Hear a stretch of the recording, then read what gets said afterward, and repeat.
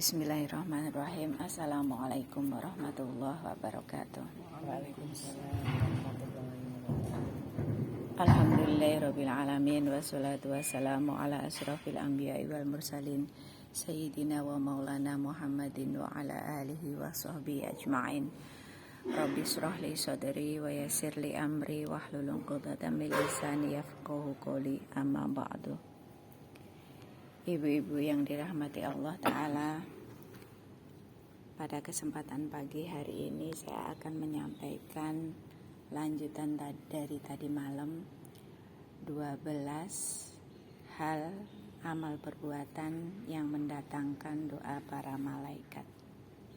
Sebelum kita lanjutkan yang kelima, kita ulas dulu 4 hal yang sudah saya sampaikan tadi malam. Apa saja, Bu? 1, menunggu waktu datangnya sholat. Oke. 2, setelah sholat duduk, tidak buru-buru beranjak dari tempat sholat. 3, menutup saf yang kosong. 4, wudhu sebelum tidur. Ya. Terima kasih Bu Jas. Kita lanjutkan yang kelima. Yang kelima adalah mengucapkan amin saat imam membaca surat Al-Fatihah. Kan imam membaca surat Al-Fatihah, walau dolin, kita menjawab amin. Ini termasuk kita juga mendapatkan doa dari para malaikat. Karena malaikat pagi ini ganti shift, ya. Ganti shiftnya itu pagi ini subuh, sama nanti malaikat yang tugas hari ini mau kembali ke langit itu asar nanti pergantiannya. Jadi saya lanjutkan langsung yang keenam ya. Siapa yang mendapatkan doa dari malaikat yang keenam adalah yang mengikuti sholat berjamaah di masjid pada sholat jamaah subuh dan sholat jamaah asar. Nah, seperti itu. Kalau kita mau ketemu bareng, sholat bareng sama para malaikat, maka sholatlah jamaah di waktu subuh dan asar. Nanti malaikat yang ganti shift itu kan kalau subuh gini kan dua-duanya ada, malaikat pagi dan malaikat malam ada. Maksudnya malaikat malam dan malaikat siang ada, berkumpul di sini. Kemudian setelah berkumpul, sholat jamaah selesai, yang tadi malam bertugas kan kembali. Tinggal yang siang kan ini yang pagi, yang kembali nanti Allah tanya, malaikat, bagaimana dengan hamba-hambaku? Apa yang mereka kerjakan? Lalu malaikat menjawab, hanya Allah yang tahu tentang hamba-hambanya, karena Allah kan maha tahu, maha melihat. Jadi Allah bertanya sekedar ngecek tugas yang diberikan kepada malaikat. Sebenarnya Allah tahu. Kemudian malaikat itu menjawab, hamba-hambamu sedang melakukan sholat. Lah hamba itu siapa? Ya kita kan ada. Berarti nama kita ada di situ, di laporan itu. Nah, seperti itu. Begitu juga nanti saat salat jamaah asar, Allah bertanya lagi. Allah bertanya, bukan Allah tidak tahu, Allah maha tahu. Hanya saja malaikat ini ditugaskan Allah untuk mengecek, untuk melihat, untuk memantau para manusia, para hamba Allah, seperti itu.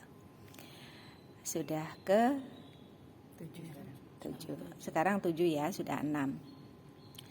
Kemudian yang ketujuh adalah orang-orang yang berinfak. Orang-orang yang berinfak berarti mengeluarkan sebagian hartanya di jalan Allah. Bisa berupa memasukkan uang kita ke infak masjid, bisa juga memberikan uang itu kepada fukoro, orang fakir, anak yatim dan lain sebagainya, atau bisa juga berupa makanan, memberikan sarapan kepada orang yang memerlukan dan lain sebagainya. Banyak bentuk infak seperti itu. Karena di pagi hari itu ada 2 malaikat. Jika kita mengeluarkan infak, malaikat akan berdoa, ya Allah, gantilah apa yang sudah hambamu keluarkan. Kemudian yang satu berdoa, melihat misalnya si hamba ini tidak mengeluarkan apa-apa di pagi hari, ya Allah, hancurkan hambamu ini karena dia bakhil. Karena dari kita dibangunkan kembali pagi hari ini dalam keadaan apapun, artinya kita masih diberikan kesempatan untuk hidup, mencari bekal dunia. Sementara apa yang kita miliki kan lebih dari apa yang bisa kita infakkan. Gak mungkin bangun tidur kita infakkan semua harta yang di rumah, mungkin gak? Kayaknya gak ada orang deh kayak gitu. Tapi kenapa bakhil gitu loh, misalnya mengeluarkan uang berapa rupiah, 1.000 juga uang ya, 2.000, tidak harus ratusan ribu, jutaan dan lain sebagainya.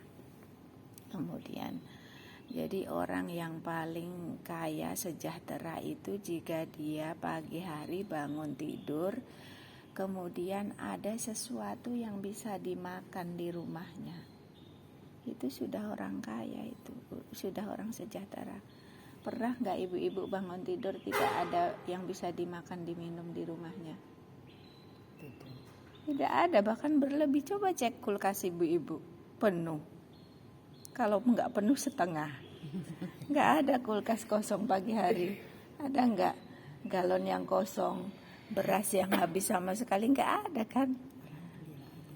Iya, makanya kalau kita tidak berinfak pagi hari, naudzubillahi min dzalik, malaikat yang sajudnya itu mendoakannya serem kan gitu.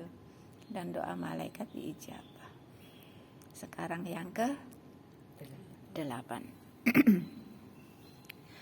Yang ke-8 adalah orang-orang yang berdiri sholat di saf paling depan. Nah, kesempatan ini untuk para laki-laki. Tapi kita tidak usah berkecil hati. Kita perempuan memang safnya di belakang. Demikian sudah 8 ya. Ada 12, yang 4 untuk kesempatan berikutnya. Biar tidak banyak-banyak, ibu-ibu mengerti kemudian diamalkan. Sudah ada 8 amalan yang sangat ringan, sangat mudah. Semoga walaupun ringan, walaupun mudah, kalau Allah tidak memberikan kita kekuatan, kemampuan, juga kita tidak mampu apa-apa. Jadi sebenarnya kita mampu melakukan kebaikan itu pertama adalah atas pertolongan Allah. Tidak semata-mata kita melakukan. Oleh karena itu, barang siapa yang bisa melakukan suatu kebaikan, itu bukan merupakan kebanggaan, tapi itu merupakan kesyukuran bahwa Allah itu menyayangi kita, Allah mencintai kita, Allah memampukan kita untuk melakukan sesuatu kebaikan yang Allah sayangi. Kalau Allah itu menginginkan sesuatu yang baik pada kita, maka kita dimampukan untuk melakukan hal tersebut. Maka banyaklah bersyukur. La in syakartum la azidanakum wa la in kafartum inna adzabi lasadid. Barang siapa bersyukur maka nikmatnya akan ditambah, termasuk nikmat-nikmat untuk dimudahkan, diringankan dalam melakukan amal soleh. Wala in kafartum inna adzabi lasadid. Dan barang siapa kufur atas nikmat Allah, tidak bersyukur, banyak keluh kesah dan lain sebagainya, maka azab Allah itu sangatlah pedih. Azab Allah itu banyak, bisa adab di dunia, bisa adab di akhirat. Kalau adab di dunia itu baru DP-nya, lebih pedih lagi adab di akhirat. Na'udzubillahi min dzalik. Jadi kalau kita tidak bersyukur, maka nikmat-nikmat itu bisa jadi akan dikurangi. oleh Allah. Ciri-ciri nikmat yang dikurangi misalnya banyak. Mungkin ada beberapa dari kita yang nikmatnya sudah dikurangi, itu sebagai warning untuk kita introspeksi, untuk kita muhasabah, untuk kita mawas diri. Misalnya kita biasanya makan daging itu 1 piring penuh itu mampu, sekarang baru 2 potong giginya cenut-cenut. Itu sudah kenikmatan yang dikurangi. Biasanya jalan 1 kilo itu enteng, tapi baru 100 meter itu loh wis ngos-ngosan, sudah kakinya itu gemeter. Itu tandanya nikmat Allah itu sudah dikurangi. Itu untuk kita muhasabah, introspeksi, bukan kok kita malah keluh kesah tambah itu lain syakartum kan, bukan. Nah, itu. Jadi ibu coba ada waktu sedikit, gak usah banyak-banyak, berdiam diri sendiri dalam kesunyian, muhasabah, introspeksi. Diamnya seseorang dengan bertafakur. Nah, kemarin materi sudah ya, fikir ya. Berpikir itu kan bertafakur, menggunakan akalnya. Untuk apa? Memikirkan apa-apa yang Allah berikan, memikirkan apa-apa yang Allah takdirkan. Berpikir sejenak itu lebih utama dari beribadah 70 tahun. Nah gitu. Jadi seperti itu. Afala ta'qilun. Nah, akalnya nanti ditanyakan, akalnya untuk apa? Nah, diberi akal untuk berpikir. Berpikir apa? Berpikir tentang keagungan Allah. Ya, keagungan Allah. Coba ibu pikirkan diri ibu sendiri aja, nggak usah mikir berat-berat mikirkan negara Indonesia nanti bagaimana. Tidak usah.